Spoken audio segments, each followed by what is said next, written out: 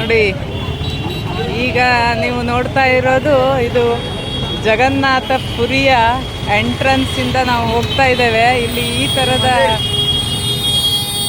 Cycle ಗಾಡಿಗಳು ಸಿಗ್ತವೆ. ಒಬ್ಬರಿಗೆ ಒಂದು 20 ರೂಪಾಯಿ ತಗೊಳ್ತಾರೆ ಇವರು. ಇದರಲ್ಲಿ ಆರಾಮಾಗಿ ಹೋಗ್ಬೋದು, ನಡಿಲಿಕ್ಕೆ ಆಗದೇ ಇರೋವಂಥವ್ರು.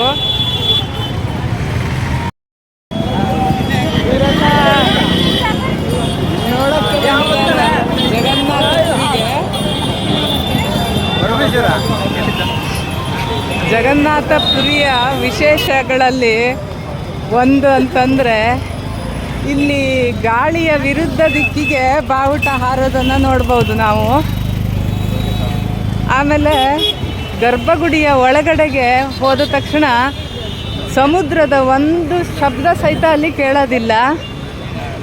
ಇನ್ನೊಂದು ವಿಶೇಷ ಅಂದರೆ ಪುರಿ ದೇವಸ್ಥಾನದ್ದು, ಅದರ ಗೊಮ್ಮಟದ ಸುತ್ತಾವರಿ ಯಾವುದೇ ಪಕ್ಷಿಗಳು ಹಾರೋದನ್ನು ಅಥವಾ ವಿಮಾನ ದಾಟಿ ಹೋಗೋದು ಆ ಥರದನ್ನು ಕಾಣಲಿಕ್ಕೆ ಸಾಧ್ಯ ಇಲ್ಲ. ಇದುವರೆಗೆ ಯಾವುದೇ ಪಕ್ಷಿ ಗೊಮ್ಮಟದ ಆಸುಪಾಸಿನಲ್ಲಿ ಕೊಂಡಿಲ್ಲ.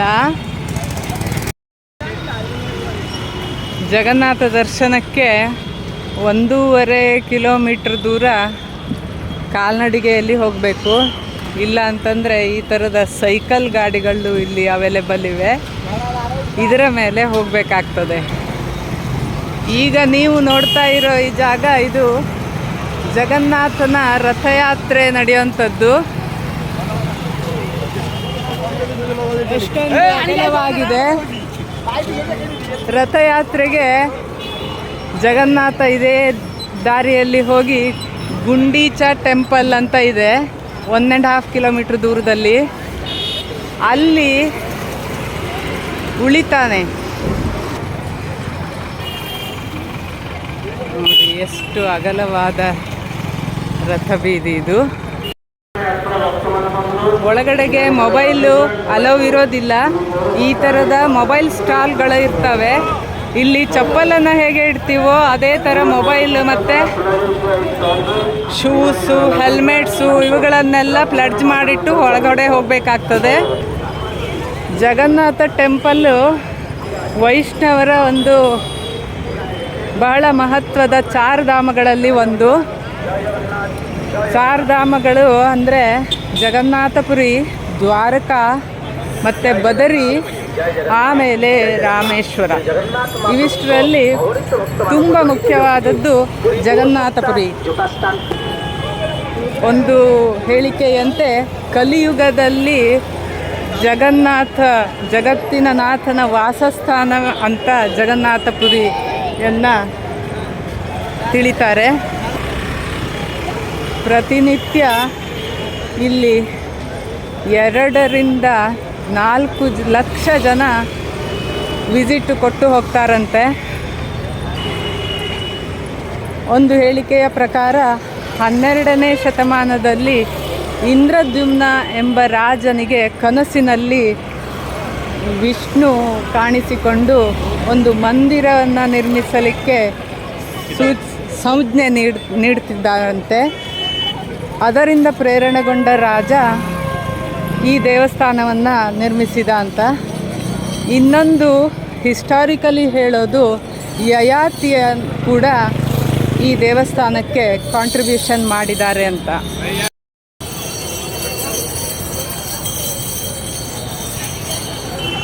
ಇದು ನೋಡಿ, ನಾವೀಗ ಪುರಿ ದೇವಸ್ಥಾನದ ಹತ್ತಿರಕ್ಕೆ ಬರ್ತಾ ಇದ್ದೇವೆ.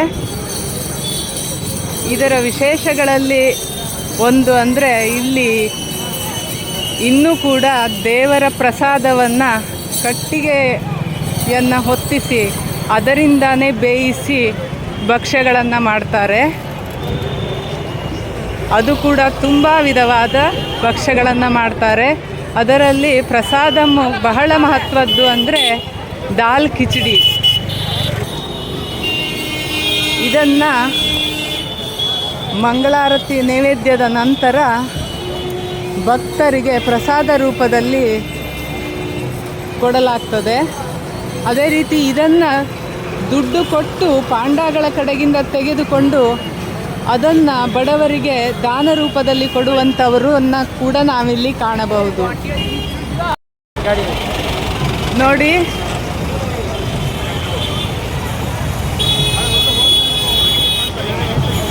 ಬೆಳಿಗ್ಗೆ ಈಗ 8:30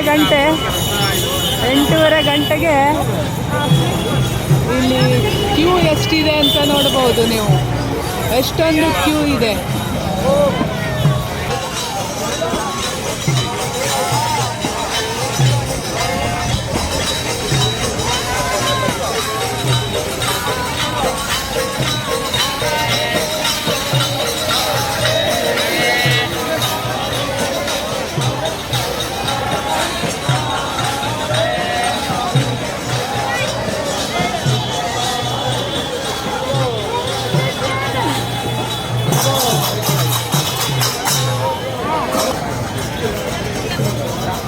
ಒಟ್ಟು 4 ದ್ವಾರಗಳಲ್ಲಿ ಭಕ್ತರನ್ನು ದರ್ಶನಕ್ಕಾಗಿ ಬಿಡ್ತಾರೆ. ಇಲ್ಲಿ 4 ದ್ವಾರಗಳು ಇಷ್ಟೇ ತುಂಬಿಕೊಂಡಿದೆ. ಬೆಳಗಿನ ಜಾವ 4:30ಯಿಂದ ಭಕ್ತಾದಿಗಳು ಜಗನ್ನಾಥನ ದರ್ಶನಕ್ಕಾಗಿ ಇಲ್ಲಿ ಬರಲಿಕ್ಕೆ ಸ್ಟಾರ್ಟ್ ಮಾಡ್ತಾರಂತೆ.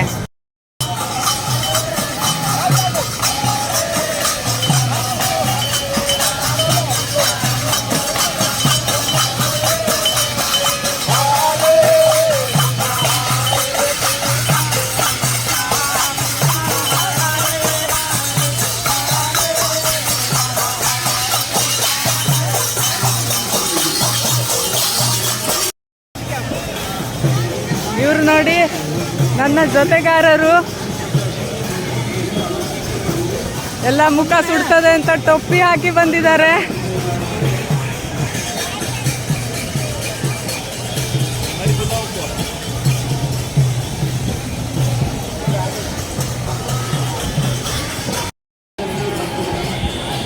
ಈಗ ನೀವು ನೋಡ್ತಾ ಇರೋದು ಇದು ವೆಸ್ಟ್ ಗೇಟ್ ಎಂಟ್ರನ್ಸು. ಜಗನ್ನಾಥನ ಪಶ್ಚಿಮ ಭಾಗದ ಎಂಟ್ರೆನ್ಸಿಂದ ನಾವು ಹೋಗ್ತಾ ಇದ್ದೇವೆ. ಒಳಗಡೆಗೆ ಕ್ಯಾಮ್ರಾ ಅಲೌವ್ ಇಲ್ಲ. ಕ್ಯಾಮ್ರಾ ಎಲ್ಲ ಪ್ಲೆಡ್ಜ್ ಮಾಡಿಟ್ಟು ಹೋಗಬೇಕು. ಒಂದು ವಿಶೇಷತೆ ಏನಂತಂದರೆ, ಇಲ್ಲಿ ಪ್ರತಿಯೊಬ್ಬರು ಮೊಬೈಲನ್ನು ಬಿಟ್ಟು ಹೋಗೋದನ್ನು ಕಾಣ್ಬೋದು ನಾವು. ತುಂಬ ದೇವಸ್ಥಾನಗಳಲ್ಲಿ ಕಳ್ಳದಾರಿಲೆಲ್ಲ ತಗೊಂಡೋಗೋರು ಇದ್ದಾರೆ ಮೊಬೈಲನ್ನು. ಆದರೆ ಇಲ್ಲಿ ಮಾತ್ರ ಸ್ವಂತ ಅವರೇ ಭಕ್ತಾದಿಗಳೇ ಮೊಬೈಲನ್ನು ಒಂದು ಕಡೆಗೆ ಇಟ್ಟುಬಿಟ್ಟು ಹೋಗೋದನ್ನು ನಾವು ನೋಡ್ಬೋದು.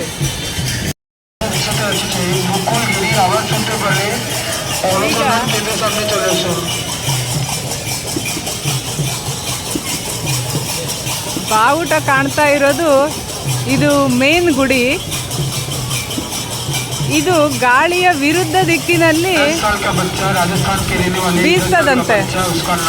ಗಾಳಿ ಯಾವ ದಿಕ್ಕಲ್ಲಿ ಬರ್ತಾ ಇರುತ್ತೋ ಅದರ ವಿರುದ್ಧ ದಿಕ್ಕಿನಲ್ಲಿ ಈ ಬಾವುಟವು ಹಾರ್ತಾ ಇರತ್ತಂತೆ.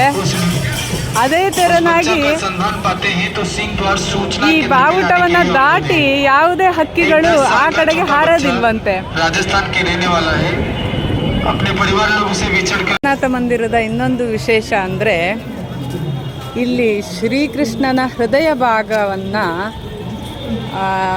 ಆ ಮೂರ್ತಿಯಲ್ಲಿ ಪ್ರತಿಷ್ಠಾಪನೆ ಮಾಡ್ತಾರೆ ಅಂತ ಒಂದು ಪ್ರತೀತಿ ಇದೆ. ದ್ವಾಪರದ ಅಂತ್ಯದಲ್ಲಿ ಶ್ರೀಕೃಷ್ಣನು ಬೇಡನ ಬಾಣದಿಂದ ದೇಹತ್ಯಾಗ ಮಾಡಿದ ನಂತರ ಶ್ರೀಕೃಷ್ಣ ಮತ್ತು ಬಲರಾಮರನ್ನು ದಹನ ಕ್ರಿಯೆಯನ್ನು ಮುಗಿಸಿದ ನಂತರ ಪಾಂಡವರು ಗಂಗೆಯಲ್ಲಿ ಅವರ ಅಸ್ಥಿಯನ್ನು ವಿಸರ್ಜನೆ ಮಾಡ್ತಾರೆ. ಆ ಮಾಡುವಾಗ ಕೂಡ ಕೃಷ್ಣನ ಹೃದಯದ ಭಾಗ ಇನ್ನೂ ಬಡ್ಕೊಳ್ತಾ ಇರುತ್ತೆ. ಒಂದು ಹೇಳಿಕೆಯ ಪ್ರಕಾರ ಅದೇನೋ ಒಂದು ಬೇರೆ ಥರದ ಲೋಹ ಅವರ ಹೃದಯದಲ್ಲಿ ಇತ್ತು. ಅಂದರೆ ಭೂಮಿಗೆ ಸಂಬಂಧ ಪಡದೇ ಇರುವಂತಹ ಒಂದು ಬ್ರಹ್ಮವಸ್ತು ಅಂತ ಅದನ್ನು ಹೇಳ್ತಾರೆ. ಅದನ್ನು ಇಲ್ಲಿ ಜಗನ್ನಾಥನ ಮೂರ್ತಿಯನ್ನು ಮಾಡ್ತಾರಲ್ಲ ಮರದಿಂದ, ಆ ಮೂರ್ತಿಯಲ್ಲಿ ಪ್ರತಿಷ್ಠಾಪನೆ ಮಾಡ್ತಾರೆ. ಆ ಹೃದಯ ಭಾಗಕ್ಕೆ ತೊಂದರೆ ಆಗಬಾರದು ಅನ್ನೋ ಕಾರಣಕ್ಕೆ 12 ವರ್ಷಗಳಿಗೊಮ್ಮೆ ಮೂರ್ತಿಯನ್ನು ಬದಲಾಯಿಸುವ ಒಂದು ಪದ್ಧತಿ ಇದೆ. ಇಲ್ಲಿ ಜಗನ್ನಾಥನ ಜೊತೆಗೆ ಸುಭದ್ರೆ ಮತ್ತು ಬಲರಾಮರನ್ನು ನೋಡ್ಬೋದು. ಈಗ ನಾವು ನೋಡ್ತಾ ಇರೋದು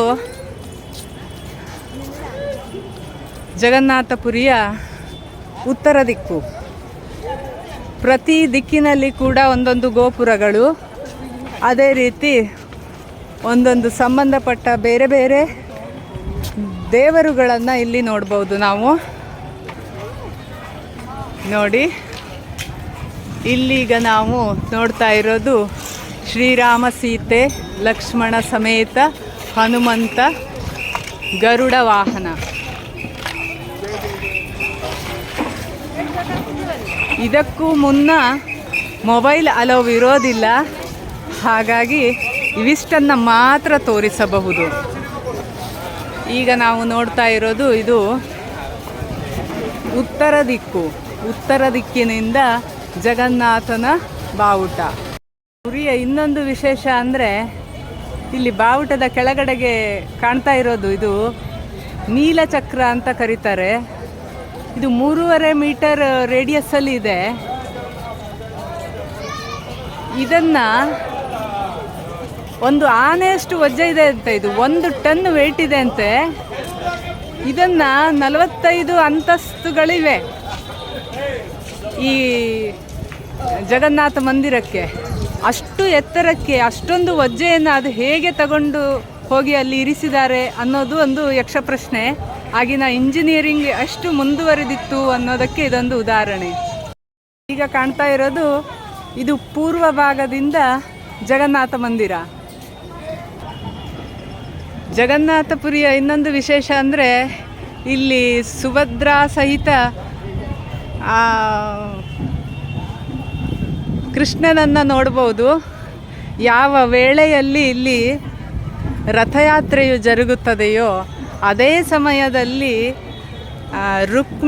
ದ್ವಾರಕೆಯಲ್ಲಿ ಕೃಷ್ಣನ ಮದುವೆಯ ದಿನವನ್ನು ಆಚರಣೆ ಮಾಡ್ತಾರೆ. ಅದು ಏನು ಕೋಇನ್ಸಿಡೆನ್ಸ್ ಅಂತ ಗೊತ್ತಿಲ್ಲ, ಕಥೆಯು ಪೂರ್ಣವಾಗಿ ತಿಳಿದಿಲ್ಲ ಇದುವರೆಗೆ. ಈಗ ಕಾಣ್ತಾ ಇರೋದು ಇದು ಪೂರ್ವ ದಿಕ್ಕಿನಿಂದ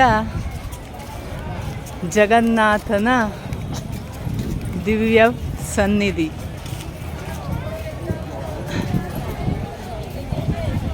ನೋಡಿ, ಪಕ್ಷಿಗಳು ಇಲ್ಲಿ ತುಂಬ ಕಡೆಗೆ ಹಾರಾಡ್ತಿವೆ.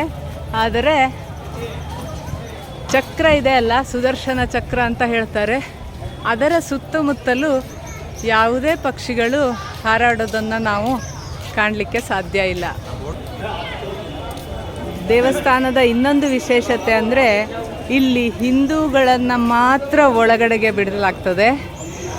ಇದಕ್ಕೆ ಉದಾಹರಣೆ ಎಂದರೆ ನಮ್ಮ ಶ್ರೀಮತಿ ಇಂದಿರಾ ಗಾಂಧಿಯವರು ಪಾರ್ಸಿಯವನನ್ನು ವಿವಾಹವಾಗಿದ್ದರಿಂದ ಅವರಿಗೆ ಈ ದೇವಸ್ಥಾನದಲ್ಲಿ ಒಳಗಡೆಗೆ ಬಿಟ್ಟಿರಲಿಲ್ಲ. ಇಲ್ಲಿ ಎದುರುಗಡೆಗೆ ನೀವು ನೋಡ್ತಾ ಇರೋದು ಇದು ಜಗನ್ನಾಥ ದೇವಸ್ಥಾನದ ನೀರಿನ ಟಾಕಿ. ಇದರಿಂದ ದಿನನಿತ್ಯದ ಎಲ್ಲ ಕೆಲಸಗಳಿಗೆ ನೀರು ಸಪ್ಲೈ ಆಗ್ತದೆ. ನಿನ್ನೆ ನಾವು ದೇವರ ದರ್ಶನಕ್ಕೆ ಒಳಗಡೆಗೆ 1.5 ಗಂಟೆ ಕಾದು ದೇವರನ್ನು ದರ್ಶಿಸಿದ್ವಿ. ಅದರ ನಂತರದಲ್ಲಿ ನಮಗೆ ಜಗನ್ನಾಥನ ಪ್ರಸಾದವನ್ನು ತಯಾರು ಮಾಡುವಂತಹ ಅಡಿಗೆ ಕೋಣೆಯನ್ನು ನೋಡಲಿಕ್ಕೆ ಕರೆದುಕೊಂಡು ಹೋಗಿದ್ದರು. ಅದೃಷ್ಟವಶಾತ್ ಕ್ಯಾಮೆರಾ ಒಳಗಡೆ ಅಲವ್ ಇಲ್ಲದೇ ಇರೋದರಿಂದ ಅದನ್ನು ನಿಮ್ಮೊಂದಿಗೆ ಹಂಚಿಕೊಳ್ಳಲು ಸಾಧ್ಯವಾಗ್ತಾ ಇಲ್ಲ. ತುಂಬ ಟ್ರೆಡಿಷನಲ್ಲಾಗಿ ಮೊದಲಿನ ಕಾಲದಲ್ಲಿ ಹೇಗೆ ಇತ್ತೋ ಅದೇ ಥರದಲ್ಲಿ ಕಟ್ಟಿಗೆಯಿಂದ ಬೆಂಕಿ ಉರಿಸಿ ಪ್ರಸಾದವನ್ನು ತಯಾರು ಮಾಡ್ತಾರೆ. 56 ಬಗೆಯ ಪ್ರಸಾದವನ್ನು ಪ್ರತಿದಿನ ತಯಾರು ಮಾಡಿ ಬೆಳಗ್ಗೆ ಮತ್ತು ಸಂಜೆ 2 ಹೊತ್ತು ನೈವೇದಿಸಿ ಪ್ರಸಾದವನ್ನು ಭಕ್ತರಿಗೆ ಹಂಚಲಾಗ್ತದೆ. ಈಗ ಕಾಣ್ತಿರೋದು ಇದು ದಕ್ಷಿಣ ದಿಕ್ಕಿನ ದ್ವಾರ. ಇದು ಎಕ್ಸಿಟ್ ಪಾಯಿಂಟು. ಎಲ್ಲ ಕಡೆಗೆ ನೋಡಿದ ನಂತರ ಈ ದಾರಿಯಿಂದ ಯಾತ್ರಿಕರನ್ನು ವಾಪಸ್ಸು ಕಳಿಸಲಾಗ್ತದೆ. ಜಗನ್ನಾಥನನ್ನು ದರ್ಶನ ಮಾಡುವಾಗ ಮೊದಲಿಗೆ ಎದುರಿನಲ್ಲಿ ಕಾಣುವ ಅರುಣ ಸ್ತಂಭವನ್ನು ದರ್ಶನ ಮಾಡಿ, ನಂತರದ ಪ್ರಾಂಗಣದಲ್ಲಿ ಕಾಣುವ ಗರುಡ ಸ್ತಂಭ ಇದೆ, ಗರುಡ ಸ್ತಂಭವನ್ನು ದರ್ಶಿಸಿ ನಮಿಸಿ ತದನಂತರದಲ್ಲಿ ಜಗನ್ನಾಥನ ದರ್ಶನಕ್ಕೆ ಹೋಗುವುದರಿಂದ ಸರ್ವ ಪಾಪಗಳು ಮುಕ್ತಿಯಾಗುತ್ತವೆ ಅನ್ನುವ ನಂಬಿಕೆ ಇದೆ. ನೋಡಿ, ಕ್ಯೂ ಬಿಟ್ಟ ನಂತರ ಹೀಗೆ ಒಂದು ಕಡೆಯಿಂದ ಇನ್ನೊಂದು ಕಡೆಗೆ ನಮ್ಮ ಧರ್ಮಸ್ಥಳ ಕಡೆಗೆಲ್ಲ ಇದ್ದ ಥರನೇ ಕಾಯಬೇಕಾಗ್ತದೆ. 3 ಗಂಟೆಗಳ ಕಾಲ ಕಾದ ನಂತರ ದೇವರನ್ನು ದರ್ಶಿಸಬಹುದು. ಇದು ನೋಡಿ, ಜಗನ್ನಾಥಪುರಿಯ ಎದುರುಗಡೆಗೆ ಇವರೆಲ್ಲ ಪೂಜಾ ಪಾಠಗಳನ್ನು ಮಾಡೋದಕ್ಕೋಸ್ಕರ ಕುಳಿತುಕೊಂಡಿದ್ದಾರೆ. ನೋಡಿ, ಇಲ್ಲಿ ಪೂಜೆಗಳನ್ನು ಸಲ್ಲಿಸ್ತಿದ್ದಾರೆ. ಅವರವರ ಆಸ್ಥೆಗೆ ತಕ್ಕಂತೆ ಇಲ್ಲಿ ಪೂಜೆಗಳನ್ನು ಸಲ್ಲಿಸ್ತಾರೆ. ಪಿಂಡದಾನವನ್ನು ಕೂಡ ಮಾಡ್ತಾರೆ. ಹೇಗೆ ನಾವು ಕಾಶಿಯಲ್ಲಿ ಮಾಡ್ತೀವೋ ಅದೇ ಥರ ಇಲ್ಲಿ ಕೂಡ ಮಾಡುವವರಿದ್ದಾರೆ. ಯಾವುದೇ ಕೆಟ್ಟ ದೃಷ್ಟಿ ಇದ್ದಲ್ಲಿ ಅದನ್ನು ಪರಿಹರಿಸುವಂತಹ ಒಂದು ಶಕ್ತಿ ಇದರಲ್ಲಿದೆ ಅಂತ ಅವರ ನಂಬಿಕೆ. ನೋಡಿ, ರಥಯಾತ್ರೆ ನಡೆಯುವಂತಹ ರಥವನ್ನು ಎಳೆಯುವ ಜಾಗವನ್ನು ದೇವರು ರಥ ಹೋಗೋದ್ರಿಂದ ಅಲ್ಲಿ ಬಿದಿರಿನ ಗಳಗಳನ್ನು ಕಟ್ಟಿ ಹೀಗೆ ಬಿಡಲಾಗಿದೆ. ಇದರಲ್ಲಿ ಮಾನವರು ಓಡಾಡಲಿಕ್ಕೆ ಪರ್ಮಿಷನ್ ಇಲ್ಲ.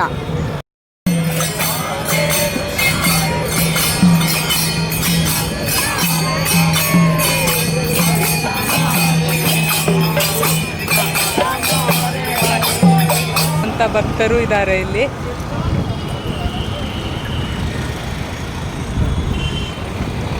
ಜಗನ್ನಾಥಪುರಿಯಿಂದ 2 ಕಿಲೋಮೀಟರ್ ದೂರದಲ್ಲಿ ನಾವು ಈ ದೃಶ್ಯವನ್ನು ಕಾಣ್ತಾ ಇದ್ದೇವೆ. ಅಷ್ಟು ದೂರನೂ ಇವರು ಈ ಥರದಲ್ಲಿ ನಮಸ್ಕಾರ ಸೇವೆ ಮಾಡ್ಕೊತ ಹೋಗಿ ಭಕ್ತಿಯನ್ನು ತೋರಿಸ್ತಿದ್ದಾರೆ. ಇದು ನೋಡಿ, ಚಪಾತಿಯಿಂದ ಮಾಡಿದಂತಹ ಒಂದು ಹಿಟ್ಟಿನಿಂದ ತಯಾರು ಮಾಡಿರುವಂಥದ್ದು. ಇದನ್ನು ಎಣ್ಣೆಯಲ್ಲಿ ಕರಿದು ಸಕ್ಕರೆ ಪಾಕದಲ್ಲಿ ಅದ್ದಿ ಇದನ್ನು ಪ್ರಸಾದ ರೂಪದಲ್ಲಿ ಇಲ್ಲಿ ಬಳಸಲಾಗ್ತದೆ. ತುಂಬ ಸ್ವಾದಿಷ್ಟವಾಗಿರ್ತದೆ ಅಂತ ಪ್ರತೀತಿ ಇದೆ. इसका नाम क्या है भैया? खाजा. यहाँ का फेमस चीज़ ಇದಕ್ಕೆ ಖಾಜಾ ಅಂತ ಕರೀತಾರಂತೆ. ಇಲ್ಲಿಯ ಫೇಮಸ್ ತಿಂಡಿ ಇದೆ. ಜಗನ್ನಾಥ ದೇವಾಲಯದ ಬಗ್ಗೆ ಕೆಲವಷ್ಟು ಮಾಹಿತಿಗಳನ್ನು ತಿಳಿದುಕೊಂಡು ನಿಮ್ಮೊಂದಿಗೆ ಹಂಚಿಕೊಳ್ತಾ ಇದ್ದೇನೆ. ತಪ್ಪಿದ್ದಲ್ಲಿ ದಯವಿಟ್ಟು ಕ್ಷಮಿಸಬೇಕು. ಜೈ ಜಗನ್ನಾಥ್, ಜೈ ಜಗನ್ನಾಥ್, ಜೈ ಜಗನ್ನಾಥ್.